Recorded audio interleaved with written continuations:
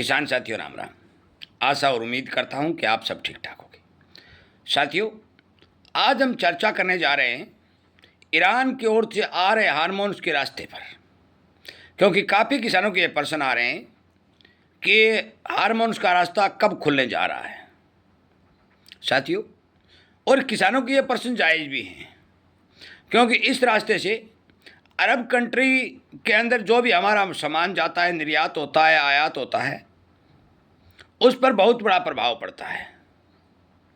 जो हमारे भारत से सामान वहाँ जाता है और वहाँ से क्रूड आदि हमारे देश में आता है, गैस हमारे देश में आती है, तो उसकी हमें भारी मात्रा में आवश्यकता पड़ने के चलते उस रास्ते के बारे में विचार करना और कब खोलने की बात करना, यह जायज़ भी है, चिंता सही भी है। मैं आपको ये बता देना चाहता हूँ कि इस रास्ते के बारे में अब मौके पर क्या सिचुएशन चल रही है। साथियों, एक एक जानकारी हमारे पास जो पहुँच रही है, हम वीडियो के माध्यम से आपको बता रहे हैं, और इसीलिए कहते हैं कि आपको किसी प्रकार का कन्फ्यूज न हो, इसी तरह के सोशल मीडिया पर चलने वाले वीडियो से भ्रमित न हों। कृपया करके हमारे इस चैनल को सब्सक्राइब कर लीजिए और अन्य किसानों तक शेयर कर दीजिए, ताकि उन्हें इन बातों का पता चल सके। साथियों, ईरान और अमेरिका दोनों ही देश ठंडे बस्ते में चले गए हैं।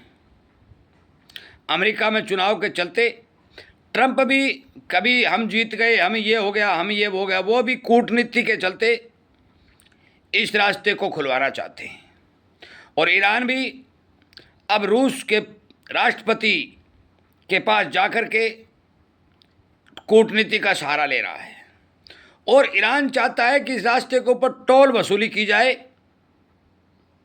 और बिना टोल वसूली और बिना हमारी शर्तों के माने रास्ता न खोला जाए।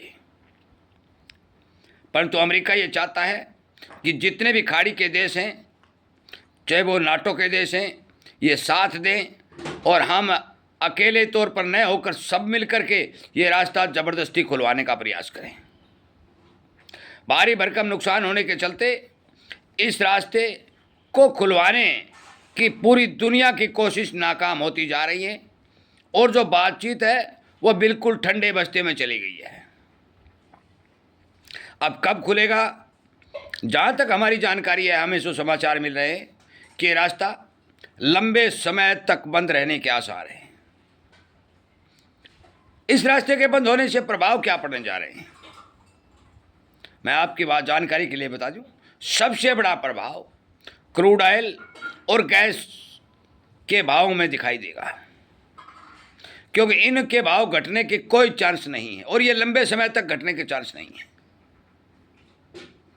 हमारे देश पर प्रभाव क्या पड़ने जा रहा है, सबसे बड़ी बात तो है कि आलू और प्याज जैसे जिनसों का निर्यात जो इस रास्ते से होता है, वो संपूर्ण रूप से प्रभावित हो रहा है।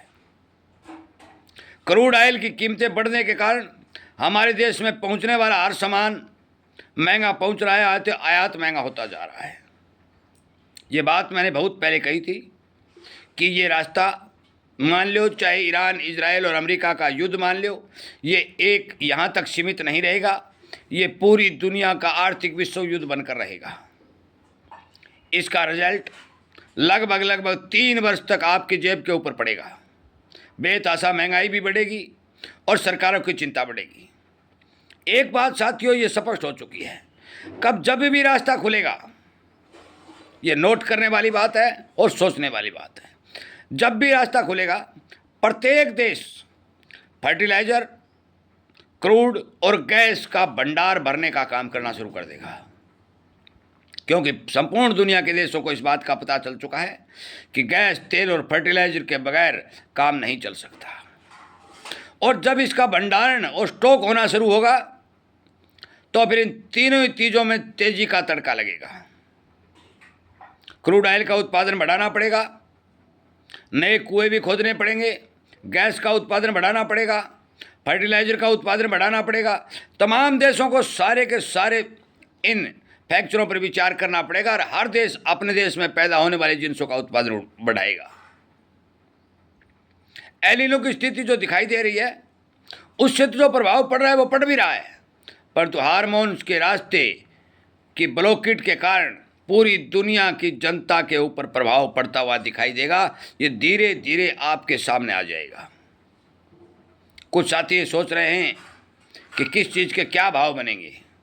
साथियों, इस तरह के सिचुएशन में किसी तरह की भाव का आकलन करना ये सही साबित नहीं हो सकता, क्योंकि क्रूड कब क्या कर दे, गैस कब क्या कर दे, कितना बढ़ जाए, कितनी दुनिया की डिमांड बढ़ जाए और कहाँ क्या हमला हो करके कितनी बड़ी रिफाइनरी जो क्रूड तैयार करती है उसको ध्वस्त कर दिया जाए, तो फिर मान के चलो कि भविष्यवाणी सही नहीं हो सकती।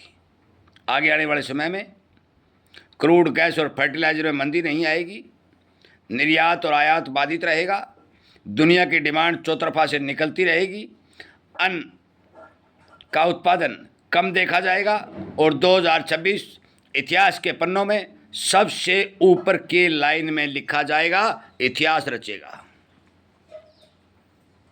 अब आप विचार कर लीजिए कि इस रास्ते को खुलने में कितना समय लग सकता है। हमारे पास जो जानकारी आ रही है, हमारे पास जानकारी के हिसाब से ये रास्ता लंबे समय तक बंद रहने के आसार हैं और ये बात बिल्कुल ठंडे बस्ते में चली गई है। धीरे धीरे जितने भी बातचीत हो रही हैं वो फेलियर की ओर जा रही हैं।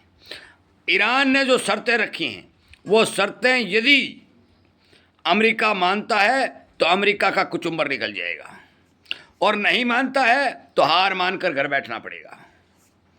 ऐसी दुविधा और चक्रव्यूह में अमेरिका फंस चुका है कि इस सौदे से पीछा छुटाना चाहता है, परंतु ये पीछा छूटने वाला नहीं है। अमेरिका के अंदर विरोध के स्वर तेज होते जा रहे हैं। अब चुनाव की घंटी बज रही है, आम जनजीवन प्रभावित हो रहा है, महंगाई बढ़ती जा रही है और ये सारा का सारा जो खेल है एक रास्ते को लेकर हो चुका है और ये दुनिया की नस ईरान ने पकड़ ली है। और आप ये भी जानते हो कि जिसके पास दुनिया की नस हाथ लग जाती है तो वो इतना आसानी और इतना जल्दी से वो नस छोड़ने वाला भी नहीं है। इसलिए सावधानी पूर्वक चलें, अपने विचार से सोच समझ कर आगे बढ़ें। और भी कोई रास्ता खुलने की या कोई प्रभाव पड़ने की जानकारी आएगी, वीडियो के माध्यम से आप तक पहुंचा दी जाएगी। आपका बहुत बहुत धन्यवाद।